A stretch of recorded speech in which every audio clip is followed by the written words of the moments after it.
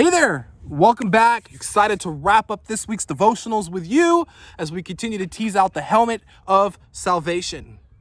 I love every piece of armor that Paul's described. It's amazing, right? The belt of truth. When you know truth, you have the ability to dispel lies. I love the breastplate of righteousness because it reminds us that without the covering of God, we cannot be righteous. And so when we put on righteousness, we're putting on the characteristics of God and Jesus, and we're becoming more like him. We talk about the feet being fitted with the readiness that comes from the gospel of peace. That should give us peace, that this gospel is the truth and the good news and the message that Jesus Christ is the Messiah and that he came to save the sinners. Paul says in 1 Timothy verse 1, chapter 15, that this is a trustworthy saying that Jesus Christ came to save the sinners and that I am the worst of them all. And he did this so that he would demonstrate his great mercy on my life so that others too can believe and receive him and have everlasting life. That's a message of peace.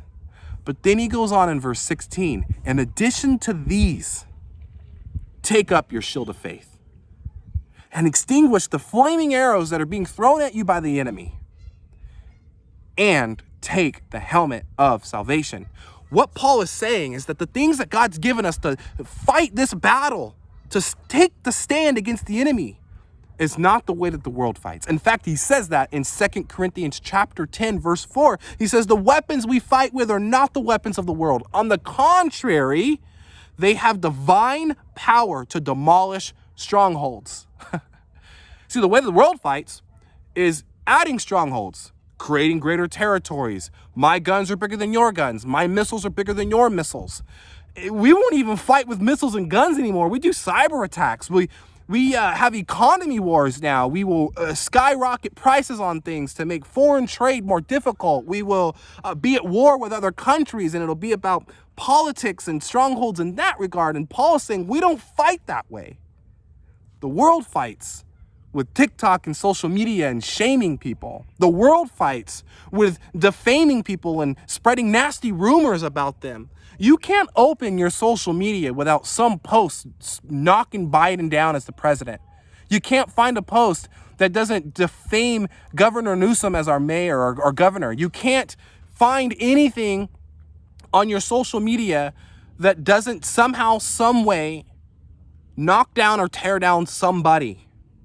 Again, Paul is saying that is not the way that we fight. Now, in the time that this was written, Roman soldiers would literally wear plates of armor and belts of armor. They would gird their loins. They would put helmets on. They would have shields. That was literal. But that's not what Paul's wanting us to recognize. He's wanting us to recognize that the fight that you and I are in has the ability to break strongholds. The only stronghold that matters is the stronghold of your soul. Paul is not talking about the stronghold of territory. He's talking about the stronghold of your spirit. What we fight with has the ability to break down locks and controls that are suppressing people's ability to come to know the love of the Father.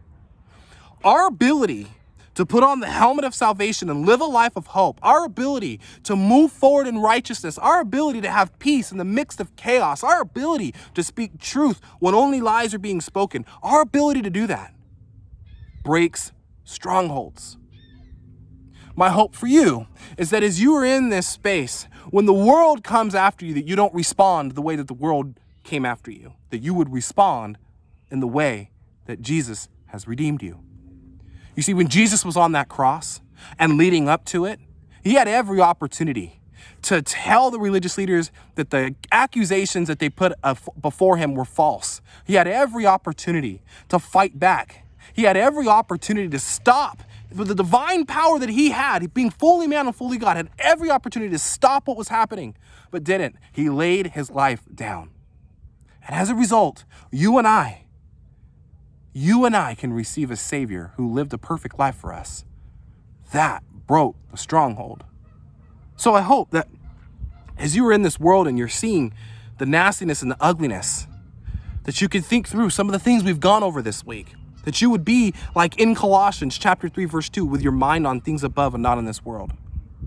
Maybe you would be like Romans chapter 2, verse 2, where it says, don't conform to that pattern of the world, but be transformed by the renewing of your mind.